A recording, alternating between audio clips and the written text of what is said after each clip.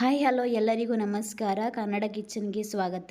ಇವತ್ತಿನ ವಿಡಿಯೋದಲ್ಲಿ ನಾವು ನಮ್ಮ ಜ್ಞಾಪಕ ಶಕ್ತಿಯನ್ನು ಹೆಚ್ಚಿಸುವಂತಹ ಒಂದೆಲಗದ ತಂಬುಳಿನ ಹೇಗೆ ಮಾಡೋದಂತ ನೋಡೋಣ. ಹಾಗೆ ವಿಡಿಯೋ ನೋಡ್ತಿರೋರು ನಮ್ಮ ಚಾನಲನ್ನು ಸಬ್ಸ್ಕ್ರೈಬ್ ಮಾಡ್ಕೊಳ್ಳಿ, ಹಾಗೆ ಬೆಲ್ ಐಕಾನ್ನ ಕ್ಲಿಕ್ ಮಾಡಿ. ಈ ತಂಬುಳಿ ಮಾಡೋದಕ್ಕೆ ನಾನಿಲ್ಲಿ ಮೊದಲಿಗೆ ಒಂದು ಮಿಕ್ಸಿ ಜಾರ್ಗೆ ಒಂದು ಹಿಡಿ ಆಗುವಷ್ಟು ಒಂದೆಲಗನ ಚೆನ್ನಾಗಿ ತೊಳೆದು ಹಾಕ್ತಿದ್ದೀನಿ. ಹಾಗೆ ಇದಕ್ಕೆ ಖಾರಕ್ಕೆ ಒಂದು ಹಸಿಮೆಣಸು, ಸ್ವಲ್ಪ ಕಾಯಿ ತುರಿ, ಒಂದು ಅರ್ಧ ಟೀ ಸ್ಪೂನಷ್ಟು ಜೀರಿಗೆ, ರುಚಿಗೆ ತಕ್ಕಷ್ಟು ಉಪ್ಪು, ಹಾಗೆ ಒಂದು 2 ಸ್ಪೂನ್ ನೀರನ್ನು ಹಾಕಿ ನುಣ್ಣಗೆ ರುಬ್ಕೊಳ್ತೀನಿ. ಈಗ ನಾನು ರುಬ್ಬಿ ಆಗಿದೆ. ಇದನ್ನ ಈಗ ಒಂದು ಬೌಲಿಗೆ ಹಾಕ್ಕೊಳ್ತೀನಿ. ನಂತರ ಇದಕ್ಕೆ ನಾನು ಈ ಗ್ಲಾಸ್ನಲ್ಲಿ 1 ಗ್ಲಾಸ್ನಷ್ಟು ಇದಕ್ಕೆ ಮಜ್ಜಿಗೆಯನ್ನು ಹಾಕ್ತಿದ್ದೀನಿ. ಕೆಲವೊಬ್ಬರು ಇದಕ್ಕೆ ರುಬ್ಬುವಾಗಲೇ ಮೊಸರನ್ನು ಕೂಡ ಹಾಕಿ ರುಬ್ತಾರೆ.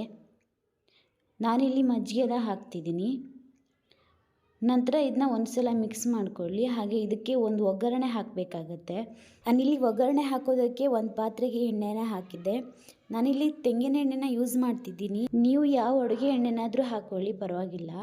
ಎಣ್ಣೆ ಬಿಸಿಯಾದ ನಂತರ ಒಂದು ಅರ್ಧ ಸ್ಪೂನಷ್ಟು ಸಾಸಿವೆ ಸ್ವಲ್ಪ ಸಿಡಿಲಿಕ್ಕೆ ಸ್ಟಾರ್ಟ್ ಆದ ನಂತರ ಅದಕ್ಕೆ ಒಂದು ಸ್ವಲ್ಪ ಕರಿಬೇವು, ಹಾಗೆ ಒಂದು ಕಟ್ ಮಾಡ್ಕೊಂಡಿರುವಂಥ ಒಣಮೆಣಸು, ಒಂದು 3 ಎಸಳು ಬೆಳ್ಳುಳ್ಳಿನ ಜಜ್ಜಿ ಹಾಕ್ತಿದ್ದೀನಿ. 1/4 ಟೀ ಸ್ಪೂನ್ ಇಂಗನ್ನ ಕೂಡ ಹಾಕ್ತಿದ್ದೀನಿ.